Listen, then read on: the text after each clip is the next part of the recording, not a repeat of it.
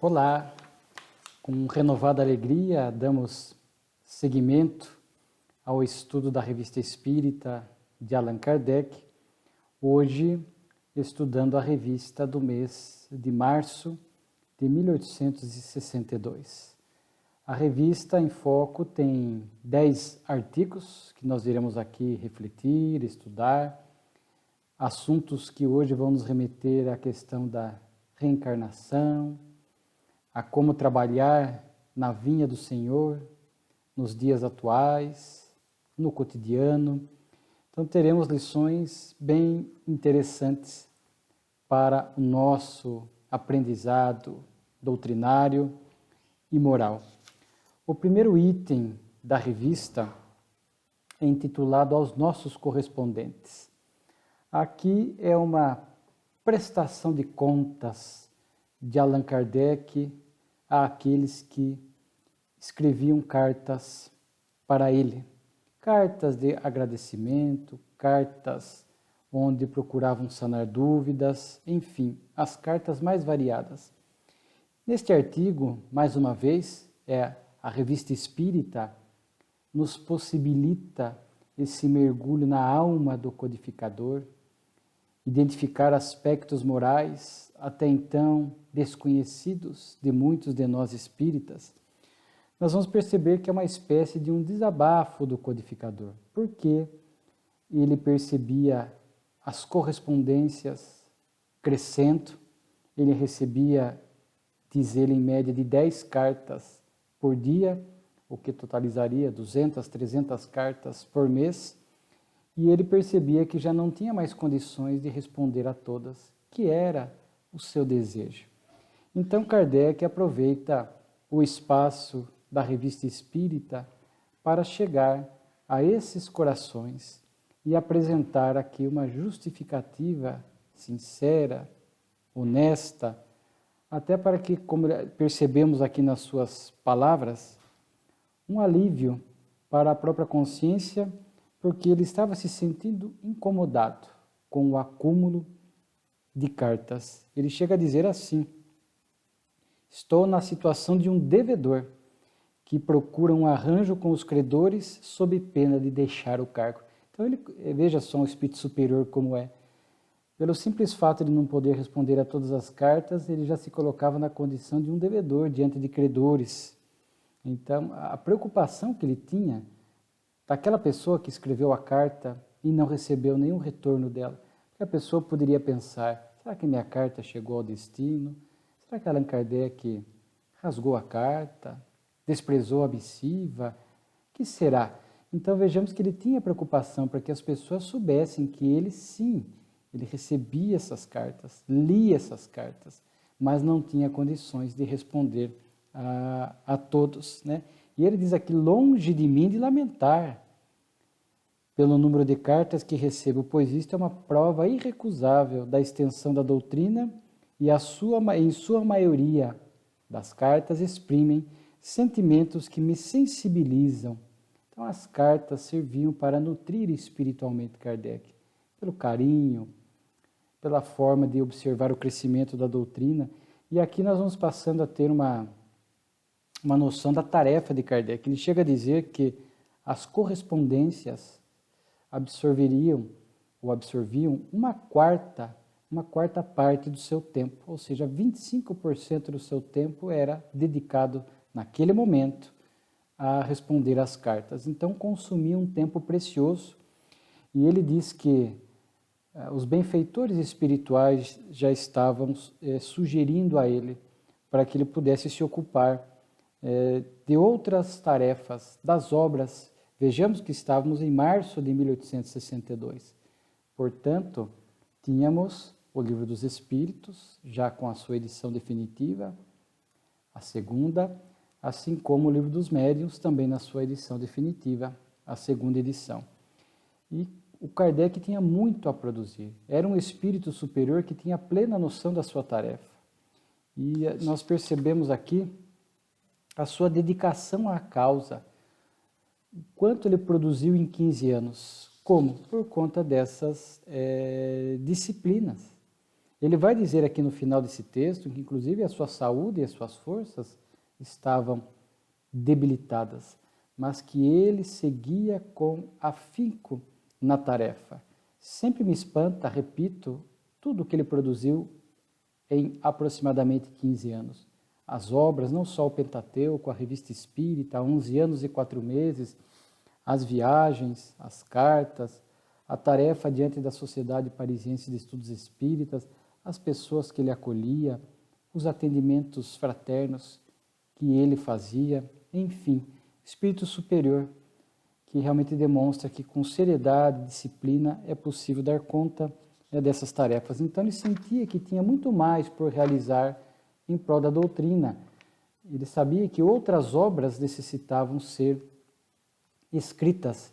Viria, portanto, a partir dessa disciplina de Kardec, e ele, portanto, abstendo-se de poder responder individualmente todas as cartas e fazendo esta justificativa como se para que isso pudesse deixá-lo com a consciência tranquila, porque ele estava prestando contas, dando contas àquelas pessoas. É uma alma superior, preocupada com tudo e com todos, até para que não ficasse, conforme dissemos, uma má interpretação daqueles que lhe endereçavam as cartas. E aí ele fala que muitas cartas são perguntas que as pessoas poderiam buscar resposta no livro dos médiuns, no livro dos espíritos, muitos pedidos de evocações pessoais para que Kardec, na Sociedade Parisiense, pudesse evocar determinado parente. E ele próprio vai dizer que a sociedade não se presta a esse tipo de tarefa, porque as evocações lá tinham que ter um caráter instrutivo, de interesse geral, e ele diz algo importante. Se uma pessoa por carta pede para que seja evocado um determinado parente, ela não estando presente na sessão, como é que vão aferir a identidade do espírito, a veracidade das informações, sem ninguém que pudesse, nós vamos ver até algo nesse sentido aqui no decorrer do nosso estudo, deste mês de março de 62, como é que Kardec vai ter a plena convicção de que é aquele espírito se ali não está nenhum familiar para fazer uma pergunta pessoal, avaliar as respostas, para confirmar a identidade do espírito. Então Kardec, às vezes em textos simples, Kardec nos traz ensinamentos muito valiosos. Então ele fala que à medida que a doutrina crescia, suas tarefas se multiplicavam, de forma que ele tinha que fazer uma espécie de triagem daquilo que era mais importante naquele momento. E os espíritos estavam alertando a ele que outras obras viriam. Imaginemos a doutrina espírita, por exemplo, se Kardec seguisse, sem uma ordem, sem uma disciplina, sem uma seleção do que era mais ou menos importante, ficássemos sem o Evangelho segundo o Espiritismo, sem o céu e o inferno ou sem a Gênese. O Pentateuco de Kardec é esta base segura do Espiritismo, até porque sabemos que cada obra após o Livro dos Espíritos é o desdobramento de uma das partes desta obra inicial, inaugural da doutrina espírita. Então, haveria necessidade das 5 obras básicas da codificação para que nós pudéssemos compreender e estudar esses princípios básicos, basilares da doutrina espírita para entendermos as leis divinas que regem as nossas vidas. Então, uma prestação de contas, um alívio da consciência, onde nas entrelinhas aqui nós notamos, de fato, estamos diante de um espírito muito superior. No próximo artigo, Allan Kardec vai escrever Os Espíritos e o Brasão. Vai nos remeter à questão da reencarnação. Aqui é uma pergunta muito interessante, porque alguns opositores da reencarnação dizem, equivocadamente, conforme veremos, que a reencarnação ela quebra, rompe os laços de família. Este tema aqui abordado na revista, nós vamos usar também, ele é complementado depois, oportunamente, seguindo a cronologia do tempo, pelo capítulo 4 do Evangelho segundo o Espiritismo, né, que trata da reencarnação. Ninguém pode ver o reino de Deus se não nascer de novo, onde o Evangelho vai trazer uma lição chamada Os laços de família são fortalecidos pela reencarnação e rompidos pela unicidade da existência. Então a gente percebe que esse assunto já começou, né, palpitante aqui na Revista Espírita, porque essa ideia surgiu justamente a partir de argumentos de pessoas que falavam: mas como é que fica a situação de alguém que já teve muitos pais, muitos avós, chegando no mundo espiritual? Como é que nós vamos nos relacionar com tantos ascendentes da nossa família? Como é que fica essa relação tumultuada no mundo espiritual? Como então, uma vez no mundo dos espíritos, se reconhecer no meio dessa progenitura? Então essas são basicamente a ideia que se levanta. Primeiro, né, essas figuras importantes da Terra são figuras transitórias. A figura do pai, a figura da mãe, a figura do filho são situações transitórias para o espírito. Porque quando nós, na essência, somos irmãos, espíritos criados por Deus, né, filhos do Pai, portanto, irmãos em espírito. De forma que esses papéis aqui na Terra, que são importantes, ninguém está desconsiderando isso, por isso que há um planejamento reencarnatório para se definir quem é que vem como pai, como mãe, como os filhos, a composição de uma família aqui na Terra. Sabemos que é precedida de um planejamento reencarnatório, é porque tem importância. Mas, com essa luz mais ampla da doutrina espírita, vamos entendendo que são figuras transitórias e que se modificam a cada reencarnação. Então, aquele que foi meu genitor biológico na Terra, nós não podemos ficar preso ad eterno a esta imagem. Ele é meu pai biológico, ele é meu pai biológico. Não. Com esta ideia mais ampla da imortalidade e da reencarnação, aquele que foi meu pai hoje pode ter sido filho no passado, pode vir numa outra posição dentro da família, numa reencarnação futura.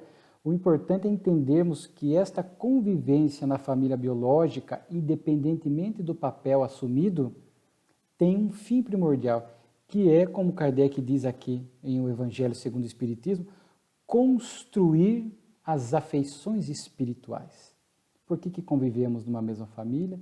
Por que essas figuras que se alternam? Qual é o grande propósito da família? Muitas vezes reencontrar espíritos do nosso passado com quem temos dificuldade para reajuste, para edificarmos um sentimento nobre, uma afeição espiritual. Se já temos afeição e estamos juntos, nós vamos estreitando ainda mais essas afeições e acolhendo outros espíritos que estão ali dentro daquela estrutura familiar, biológica. Além do que, Kardec vai desenvolver um raciocínio muito interessante aqui na Revista Espírita e também aqui no Evangelho segundo o Espiritismo. Após a desencarnação, a unicidade da vida é que dificulta os laços de família. Porque imaginamos a seguinte situação: uma família, um marido, uma mulher, um pai, filhos, morrem no mesmo contexto, em contextos diferenciados.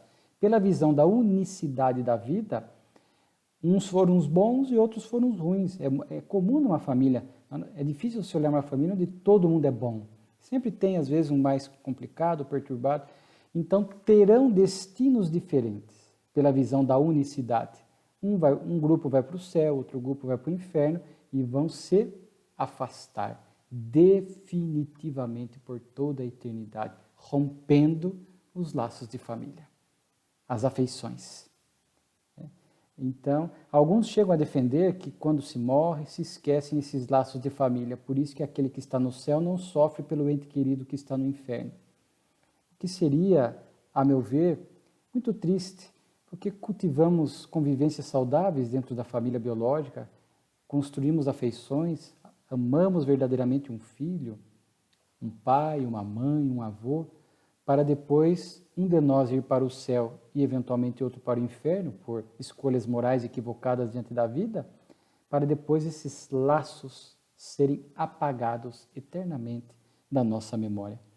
Com a visão da reencarnação, isso toma uma amplitude muito diferente, muito mais compatível com a amorosidade de Deus, com a justiça divina, porque mesmo desencarnando em situações morais diferentes, ainda que estejamos separados no mundo espiritual, é uma separação transitória. E muitas vezes, olha só, os laços de família sendo fortalecidos, as construções das afeições. Vamos imaginar um filho sofrendo nas regiões inferiores do mundo espiritual, por escolhas equivocadas, e uma mãe desfrutando das regiões superiores pela boa atitude na Terra.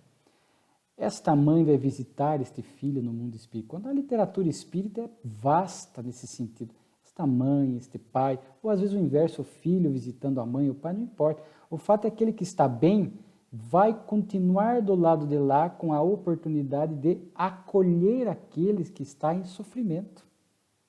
E muitas vezes, não raro,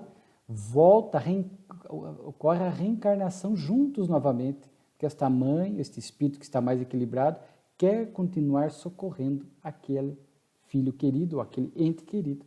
Então vejamos que esta visão da reencarnação, com esta possibilidade desses socorros no mundo espiritual, de um ente querido ajudando o outro que está numa situação pior, de voltarem juntos, ou ambos, ou quando estão bem no mundo espiritual, voltam numa mesma família novamente, trocam papéis. Isto é pouco, assim, à luz da visão espiritual, não é tão importante. Voltam numa mesma família, às vezes, para continuarem junto o progresso, o aprendizado, estreitando cada vez mais os laços de afeição.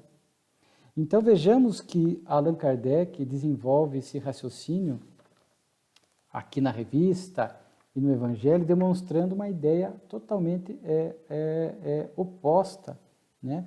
E ele diz ainda, com a doutrina antirreencarnacionista, né, que exclui a pré-existência da alma, pai e filho são duas almas totalmente estranhas uma para a outra, porque foram criadas no momento da concepção ou do nascimento. Então, ali a ligação ela é meramente corporal, sanguínea, sem nenhuma ligação espiritual anterior. Com a reencarnação, diz Kardec, antepassados e descendentes podem ser conhecidos, ter vivido juntos, podem se ter amado e mais tarde podem reunir-se de novo para estreitarem os seus laços de simpatia. Então vejam só, com a unicidade da existência, corre-se o risco de uma separação para sempre eterna. Com a reencarnação, por mais que se tomem caminhos diferentes por questões evolutivas, é momentâneo. A lei do progresso vai novamente, as afeições espirituais vai unir novamente essas almas, né? Todos que se amam se encontram na terra e no espaço, e junto gravitam para Deus. Se há os que fracassam no caminho, retarda o seu adiantamento e a felicidade, mas nem por isso as esperanças estão perdidas.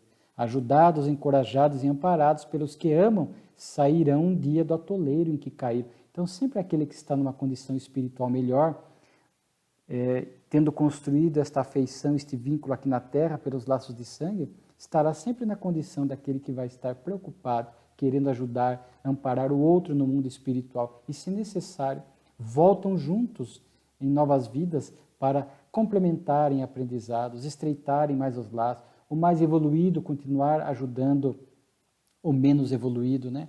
Então vejamos só que com a doutrina da reencarnação, a gente vai entendendo este conceito de Kardec aqui no Evangelho de verdadeira família, a família espiritual. A família biológica ela é importante, mas este olhar só da família biológica, só de sangue, é transitório, é passageiro. Agora, quando a gente olha com essas afeições espirituais sendo construídas nessas relações familiares, este é o grande sentido, portanto, da família. Dessa família espiritual que a gente vai ampliando a cada reencarnação. Então, não mais aquela figura presa assim, não, mas se eu encontrar 50 pais, 50 avós, são figuras transitórias aqui da Terra.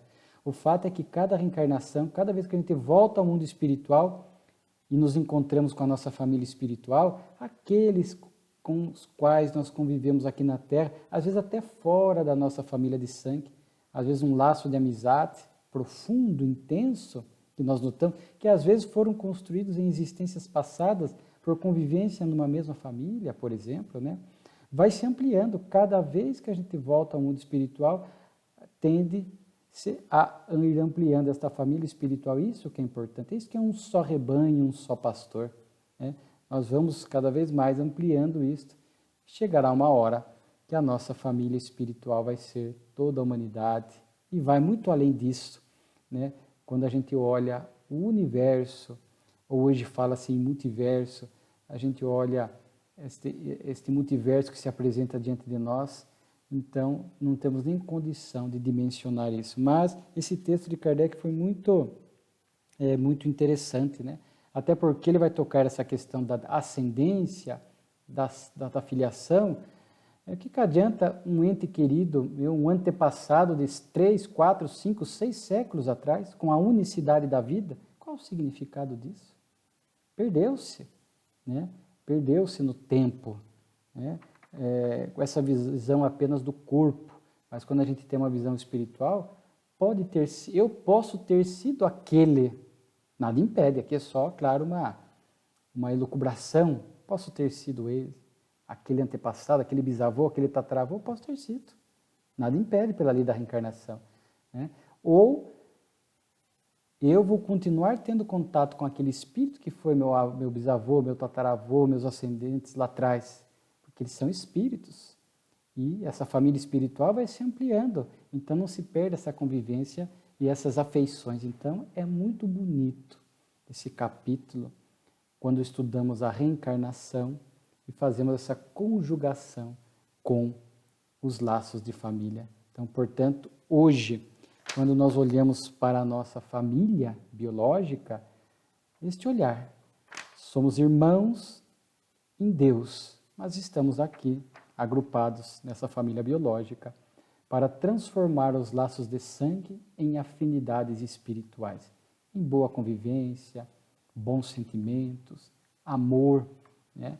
Em respeito. É isso que nós estamos construindo. Quando isso não acontece, fica ódios, ressentimentos, disputas, e voltamos assim para o mundo espiritual. A lei de Deus, que é de amor, nos colocará novamente em situações próximas, numa mesma família, por exemplo, ou em situações de convivência próxima, para que isso possa ser equacionado, reajustado. Porque, repito, a lei de Deus é de amor, que nos impulsiona a essa construção da família espiritual, que a reencarnação permite e propicia. Muito bonito, né, esse tópico. Depois, aqui na Revista Espírita, Allan Kardec vai, dentro daquele item Palestras Familiares de Além-Túmulo, vai acontecer uma comunicação espiritual espontânea e evocada, porque são várias comunicações do mesmo espírito, do Senhor Jobard. Na revista de dezembro de 61, Kardec havia noticiado a desencarnação desse espírita querido, trabalhador da doutrina de Bruxelas. E agora Kardec vai publicar essas comunicações espirituais, cujas datas são muito próximas da desencarnação.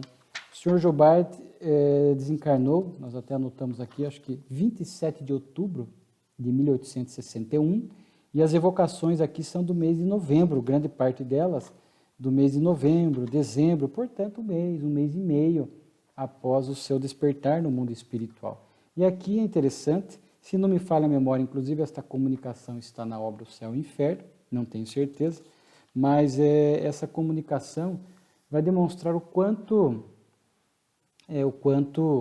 o conhecimento e a vivência do Espiritismo facilita esse despertar e essa lucidez do mundo espiritual. E, conforme já dissemos anteriormente, a grande preocupação de Kardec era colher informações preciosas para o nosso aprendizado e que isso tivesse algum impacto no nosso modus vivendi de hoje.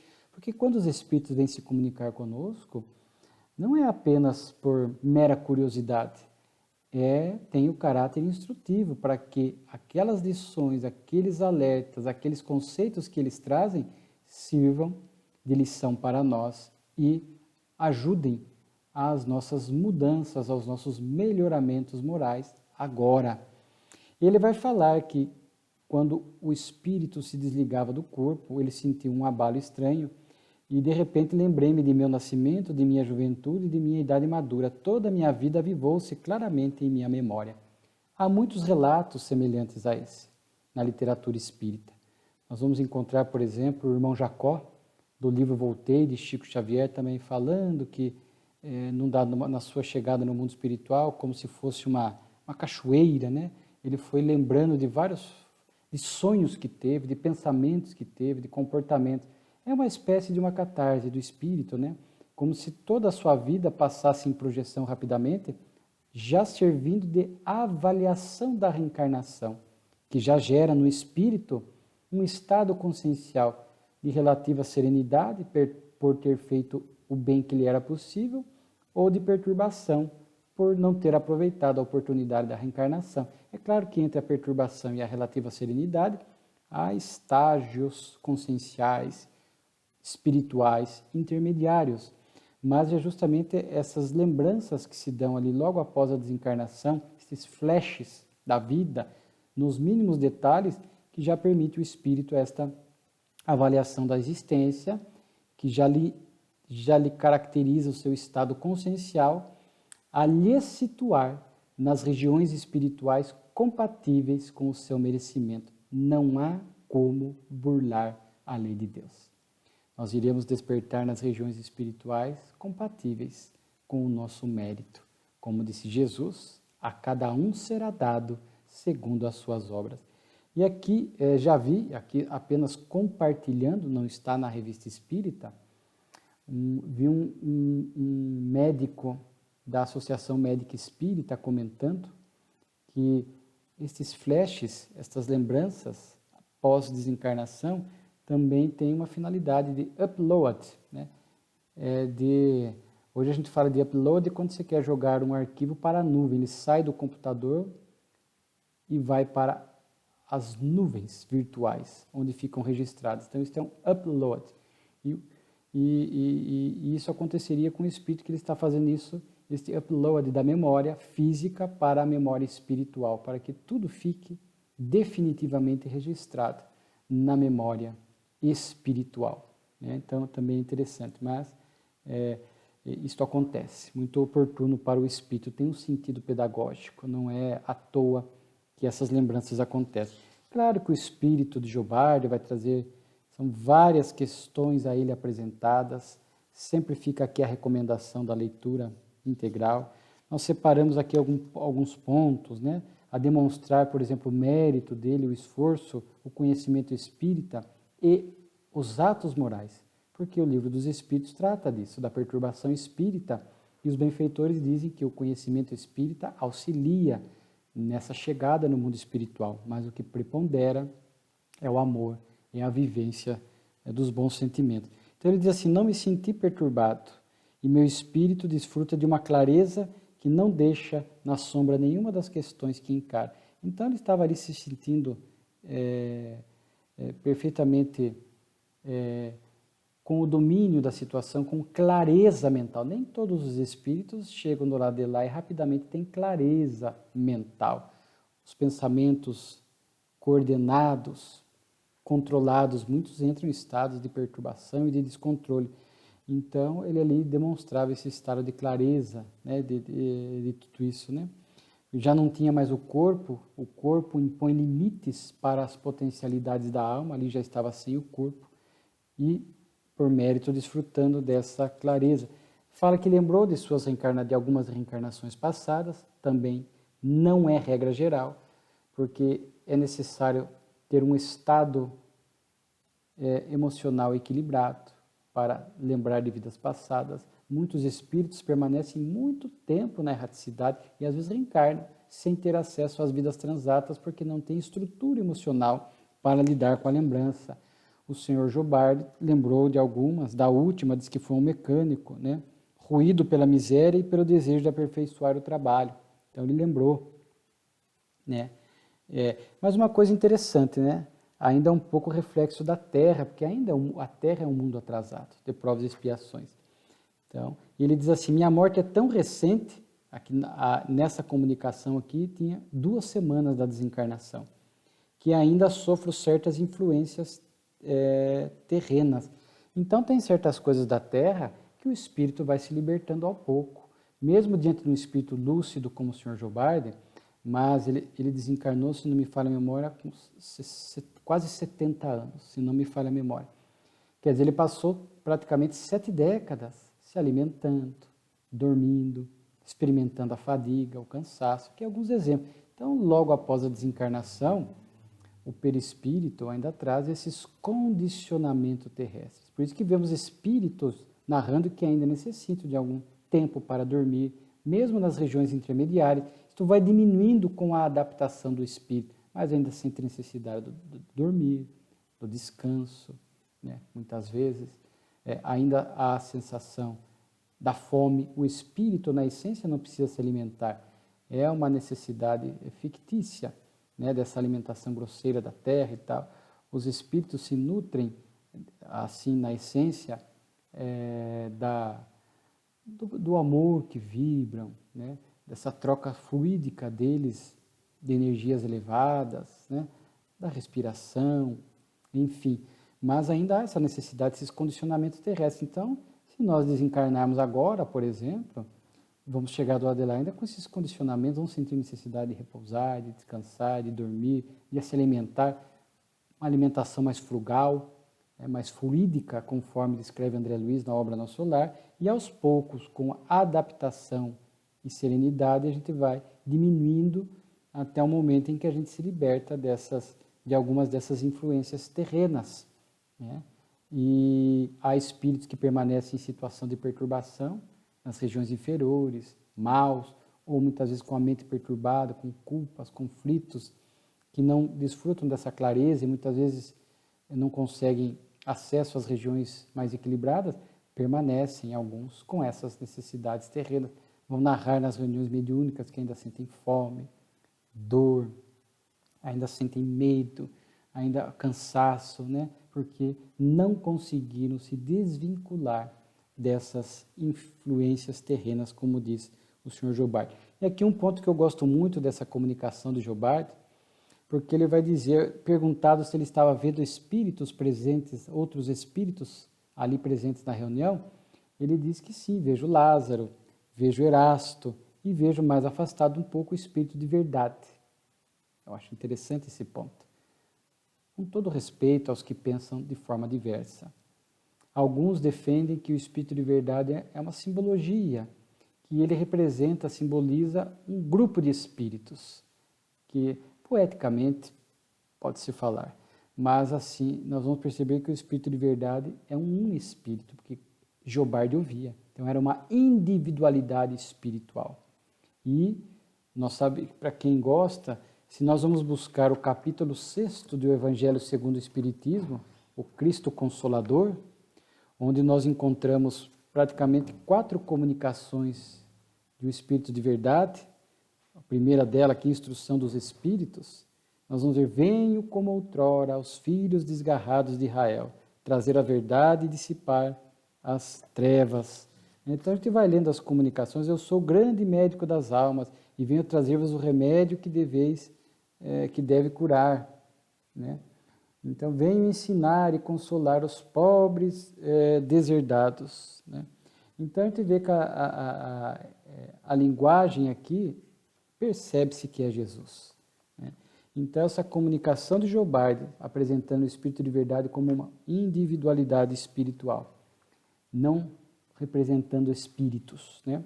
E o capítulo 6º da obra O Evangelho segundo o Espiritismo, particularmente pactou desse entendimento de que o Espírito de verdade é Jesus, que estava ali assessorando, diria assim, presidindo a tarefa, né, da vinda do Consolador prometido na Terra. Sabemos que a equipe, os espíritos compromissados com Jesus para trazer o Consolador prometido, que ele próprio havia falado quando esteve conosco encarnado, que rogaria ao Pai a vinda do Paracleto, do Consolador, né? Esta equipe se dividiu.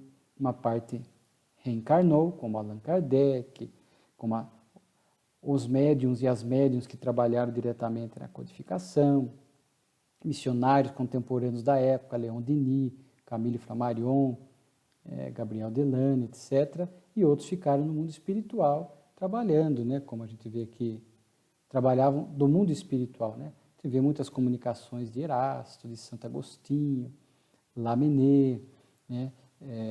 Swedenborg, são ali nos prolegômenos do Livro dos Espíritos, nós vamos identificar esses espíritos. O primeiro que assina ali, João Evangelista, né? E Jesus, naturalmente, o governador espiritual do planeta, comandando, que é o espírito mais puro que nós conhecemos, comandando esta grande missão da vinda do Consolador, né? E outro ponto que eu gostaria aqui de chamar a atenção, a comunicação é muito rica, o senhor Jobardi, mesmo espírita, estudando a doutrina, ele tinha algumas ideias pessoais sobre alguns pontos de vista. Sobre a formação da Terra, ele dizia que era a incrustação de diversos planetas que deu origem à Terra e outros, né? E aí, no mundo espiritual, ele reviu o erro. Ele disse que sofreu por conta disso, né? Que ele sofreu brevemente, né? Não foi isso que o impediu de estar num estado de lucidez e de felicidade, mas lhe causou algum desconforto, algum sofrimento, e ele teve que rever esse ponto de vista, né? Então, nós vamos encontrar em outras comunicações isso, né? Médiums ou espíritas que, lembramos, nós até anotamos aqui, né? A comunicação de abril de 59 do Girard de Coudenberg, Swedenborg, também em novembro de 59, que defenderam alguns pontos de vista pessoal, né? E depois perceberam um erro. Aqui o senhor Jobardi, diretamente dentro da doutrina espírita, criou algumas ideias pessoais, chegam lá e tem que rever o erro, né? Errei aí. E vemos hoje muitos escritores e oradores que fogem de alguns pontos da doutrina e sustentam ideias pessoais ou antidoutrinárias. São ideias pessoais ou ideias de produtos de fascinação, de espíritos mistificadores. Infelizmente, há alguns que terão que chegar no mundo espiritual depois, se não o fizerem ainda em vida, o que era o ideal, exercitando a humildade, terão que chegar no mundo espiritual nessa situação de sofrer moralmente pelas ideias equivocadas que defenderam em nome da doutrina espírita e acabaram influenciando e induzindo outras pessoas também em erro, né? Então, é uma comunicação muito rica, muito instrutiva do Sr. Jobardi, que nas entrelinhas nós vamos extraindo essas lições. Esta ideia de conceber alguns pontos pessoais, aqui na comunicação nós vamos ver que ele tinha um ímpeto de... Sr. Jobardi diz aqui um outro espírito referindo-se a ele no meio das comunicações. Era um espírito pesquisador, querendo subir sempre. As ideias espíritas lhe pareciam um panorama muito acanhado. Representavam um espírito de curiosidade, queria saber sempre e muitas vezes ultrapassando os limites daquilo que Deus quer que saiba. Há um limite aqui na Terra. Então ele tinha esse ímpeto de querer mais revelação, ir além e além, e naturalmente isso predispôs a esses equívocos. Vemos no movimento espírita alguns que estão sempre buscando revelações, novas revelações, como se o que temos aí de doutrina espírita já não fosse suficiente para séculos, quiçá milênios do nosso estudo e aprendizado, né? Para que novas revelações? Já estudamos todas as obras de Kardec, o Evangelho de Jesus, as obras complementares, sérias, Chico, Divaldo, Raul, os pioneiros da doutrina, os clássicos, Leon Denis, Gabriel Delane, Camille Flammarion, Carbachútil, Deolindo Amorim, Ivone do Amaral Pereira. Tem tanta coisa para a gente estudar e aprender ainda na doutrina que os espíritos nem podem trazer novas revelações, porque a gente tem que assimilar o que está aqui posto para nós, para que a partir desta assimilação e verdadeira compreensão, eles possam, no futuro, trazer coisas novas a partir daquilo que nós já assimilamos. Então, aqueles que se colocam nessa posição abrem brecha para processos obsessivos que vão alimentar, potencializar esse espírito de querer novas coisas, novas revelações, ideias progressistas, o espiritismo está atrasado, etc., e acabam trazendo conceitos equivocados e comprometem-se moralmente em razão disso, né? Muito interessante.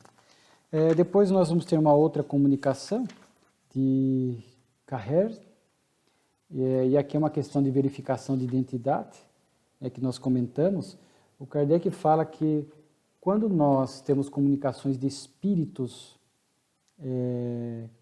que não são contemporâneos, que viveram no passado da história, da Terra, é difícil a gente aferir a identidade. Temos que analisar pelo conteúdo. Assim, o Sócrates, o Santo Agostinho, nós vamos analisar se a mensagem é boa, é nobre, é do bem, compatível com um espírito dessa envergadura. Quando os espíritos são contemporâneos, por isso Kardec diz que o parente tinha que estar presente numa reunião de evocação para poder aferir a identidade. Quando é contemporâneo, diz ele, aí a gente pode avaliar pelo caráter, pelos hábitos e particularidades que o espírito traz na comunicação para confirmar a autenticidade. E este caso é um caso que se confirma, porque o espírito faz uma narrativa muito pessoal após a sua desencarnação, que pôde ser confirmado depois por algumas testemunhas, por um fato específico, onde pôde-se perceber que aquele espírito, por esse detalhe autêntico e verdadeiro, dava provas da sua identidade. Depois, teremos comunicações espirituais diversas, ainda sobre a reencarnação, que nós já falamos um pouquinho naquela questão dos laços de família, uma comunicação muito bonita, longa, é um estudo da reencarnação, do Barão de Koch, onde ele vai falar desta justiça divina, né?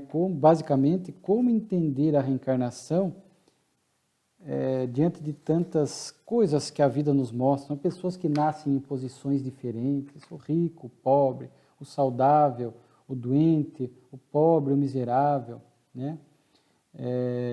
Aqueles que nasceram com idiotismo, com a demência, crianças que morrem em tenra idade, né?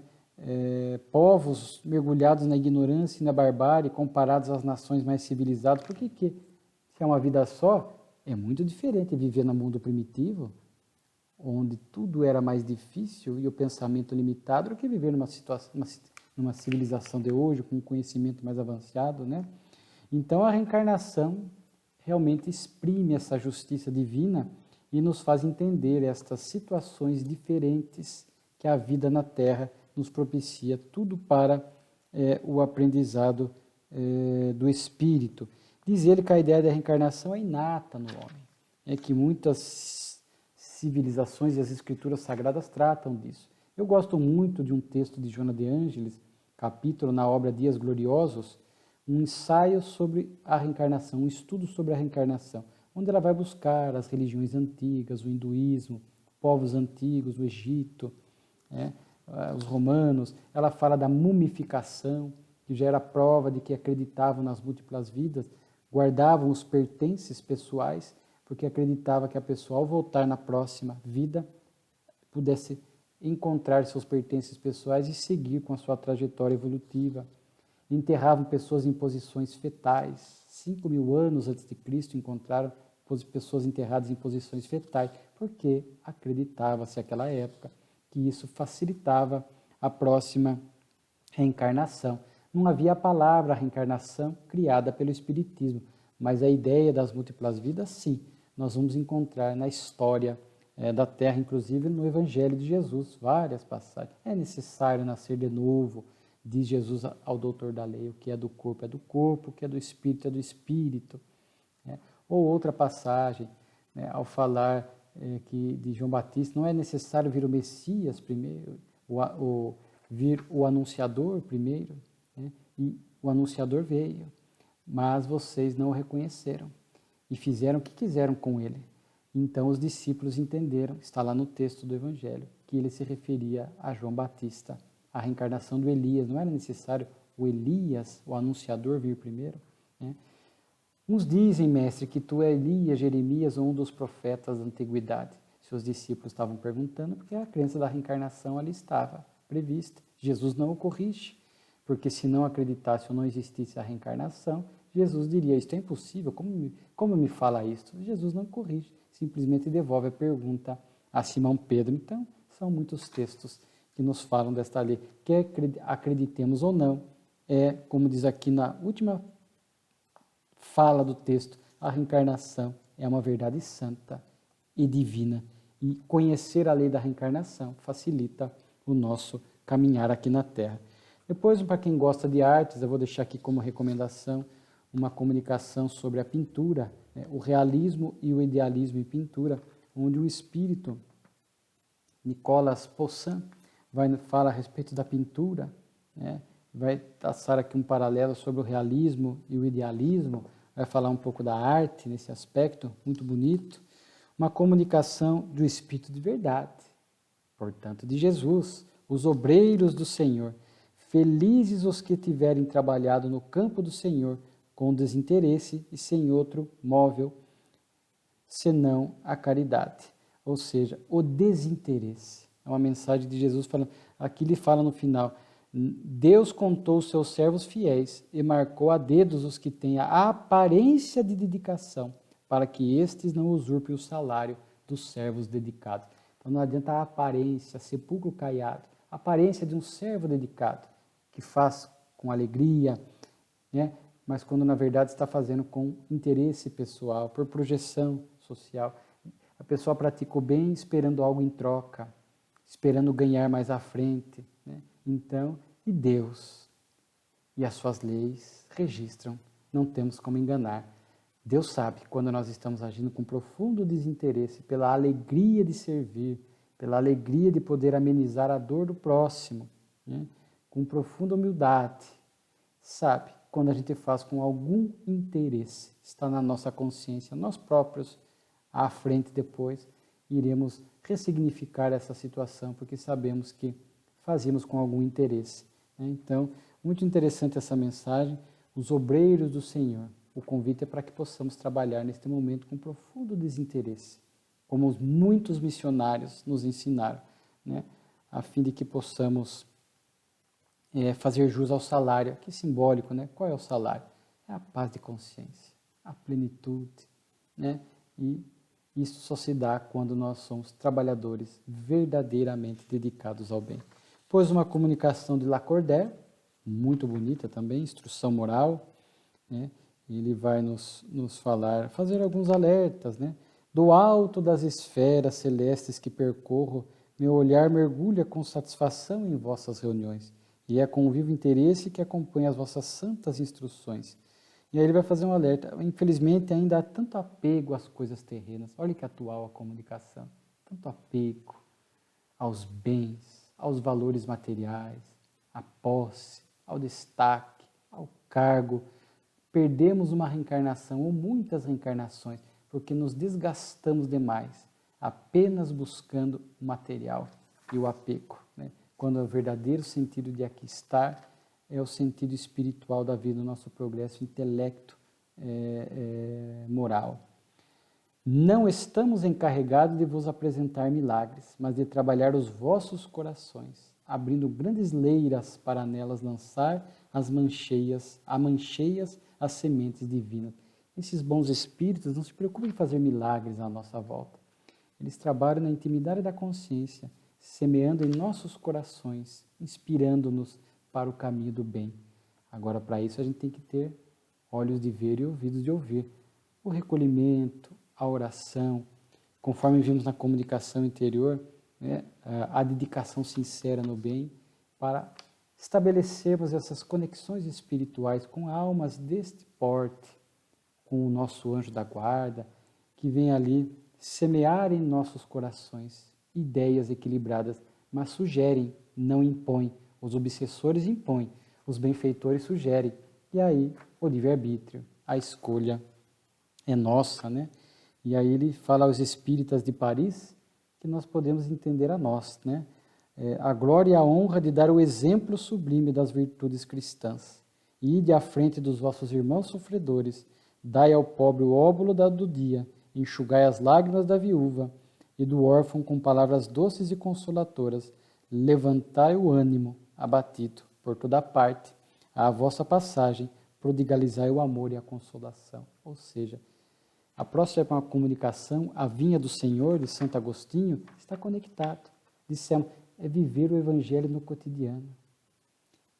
Aonde passarmos, prodigalizar o amor e o consolo. enxugar lágrimas, levar uma boa palavra, um pouco de luz, nem que seja pequenina.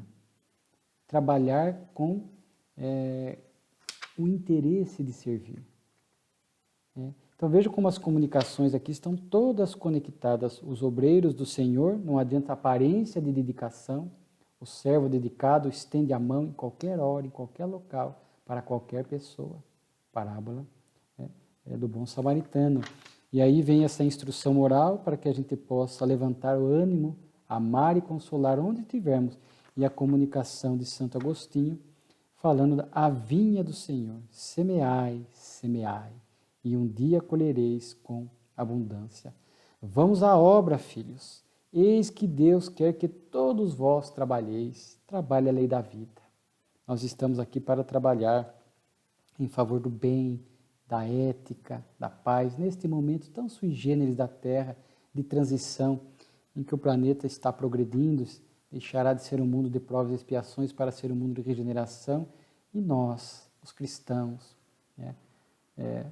nós espíritas, que somos cristãos, está a mesma coisa, seguimos o Cristo, que nós possamos trabalhar, sermos protagonistas nessa construção, E aí Santo Agostinho diz algo muito bonito: Deus não pede que vivais em austeridades e privações, não pede que vos cobrais com o cilício, quer que vivais apenas conforme a caridade e o coração. O que ele está falando, Não é essa vida de austeridade que é perfeitamente compatível de o entretenimento, o saudável, a vida em família, a viagem, o lazer, mas também o comprometimento espiritual. Aonde nós estamos fiel ao bem.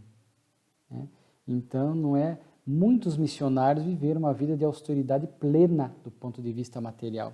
São Francisco abdicou do lar, dos bens, das roupas, mas era um missionário trazendo uma mensagem para a Terra.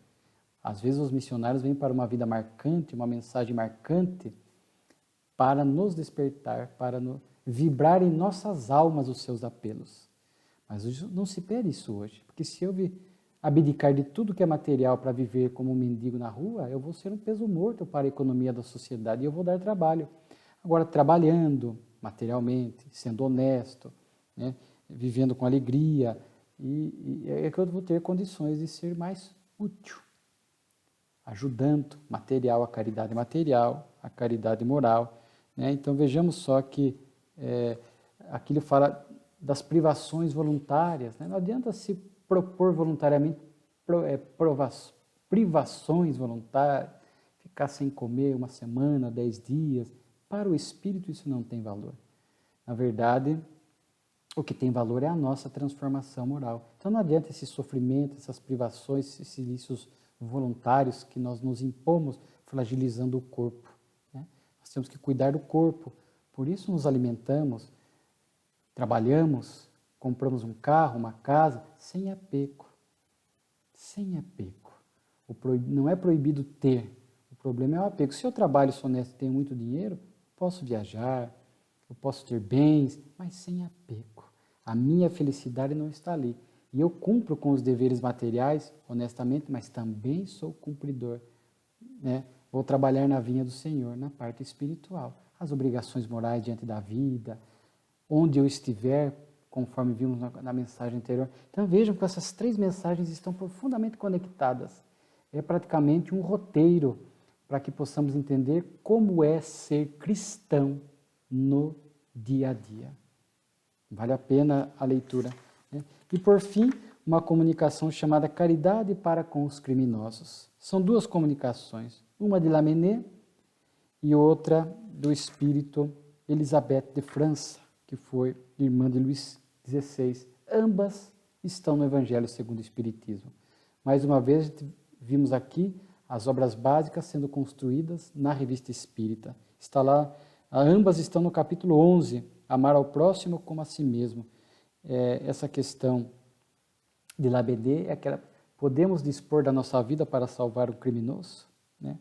Então, Lamennais vai explicar essa questão de socorrer um inimigo, um malfeitor. Muito interessante a questão moral que ele propõe. para nós. E a caridade com os criminosos, também está lá de Elizabeth de França. Já que estamos falando de viver como cristão, não podemos esquecer os criminosos. Não é conivência, é tolerância, respeito, é o esforço por amá-los, enxergá-los como irmão de caminhada. Não consigo amar ainda, ok, mas eu vou ter respeito e tolerância para com eles. Quem tiver sem erro, que atire a primeira pedra. Portanto, é uma visão diferente de enxergar neles um irmão de caminhada que tropeçou, como nós tropeçamos ontem. Em vidas passadas, fizemos o que eles fizeram, talvez coisas piores. A reencarnação nos reconduziu ao caminho correto. A reencarnação vai os reconduzir para o caminho correto. Então, nós estamos aqui para ter esse olhar de profunda amorosidade com esses irmãos criminosos. É uma nova forma de olhar a vida, olhar essas circunstâncias, né? De ser um legítimo cristão, não defendendo a pena de morte, que não resolve nada. Né? É um espírito que estará no mundo espiritual inspirando crimes na psicosfera do planeta. Também não é aqui abrir a cadeia, abrir como alguns radicalizam. Então abre a porta da penitenciária, põe todo mundo na rua. Não é isso que estamos propondo. Se feriu a lei humana, sofre os efeitos da lei humana. Mas nós não podemos odiá-los. Não podemos desejar o pior para eles. Irmãos nossos de caminhada. Orar por eles. Diante da notícia de um crime, orar pela vítima. Mas também orar pelo criminoso. São irmãos nossos de caminhada. Caridade com os criminosos, visitar as penitenciárias, né? Doar livros para as penitenciárias para que eles se instruam de alguma forma. Ah, mas eles não querem. Alguns querem, não são todos. É um outro olhar, não vale a pena. Né? Então vejamos que lições ricas a Revista Espírita de março de 62 nos propiciou. Muito obrigado pela atenção de vocês que nos acompanham. Muita paz a todos.